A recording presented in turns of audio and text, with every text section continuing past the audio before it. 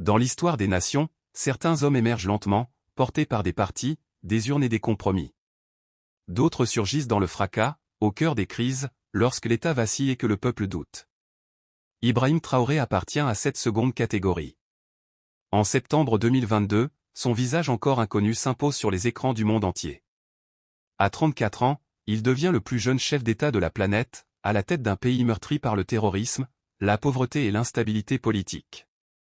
Pour ses partisans, il est le symbole d'un réveil africain, un héritier de Thomas Sankara. Pour ses détracteurs, il incarne une nouvelle confiscation du pouvoir par les armes. Alors, qui est vraiment Ibrahim Traoré?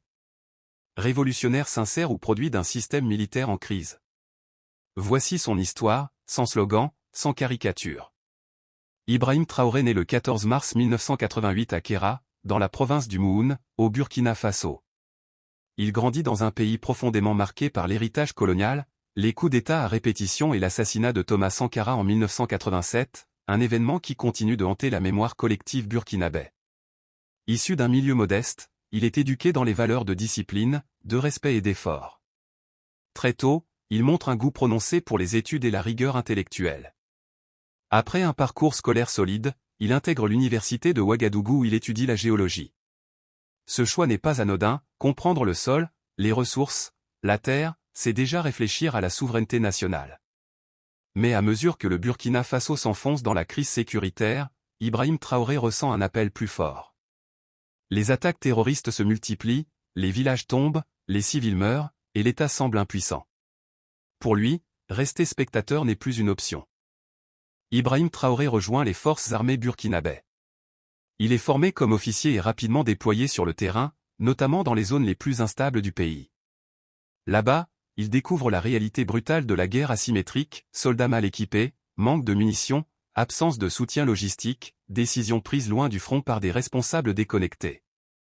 Sur le terrain, Traoré se distingue par sa proximité avec les hommes. Il partage leurs conditions de vie, leurs peurs, leurs colères.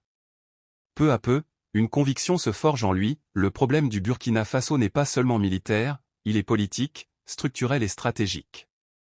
Selon lui, les dirigeants successifs ont échoué à protéger la nation, préférant les discours diplomatiques aux décisions courageuses.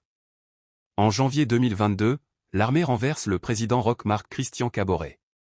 Le lieutenant-colonel Paul-Henri Sandaogo Damiba prend le pouvoir, promettant de restaurer la sécurité et l'autorité de l'État.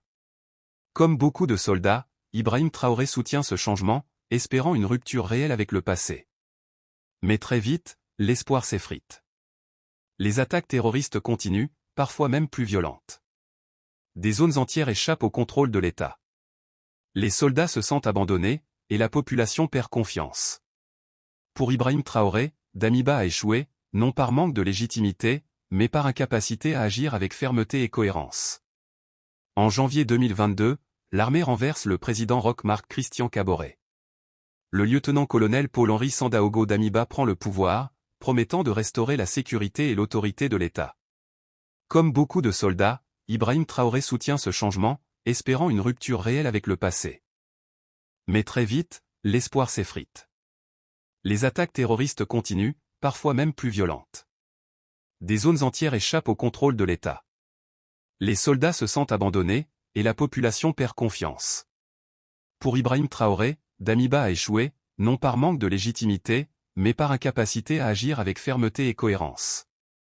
Le 30 septembre 2022, Ouagadougou se réveille sous les tirs. En quelques heures, un nouveau coup d'État est consommé. Paul-Henri Damiba est renversé. À la télévision nationale, un jeune officier apparaît, Ibrahim Traoré.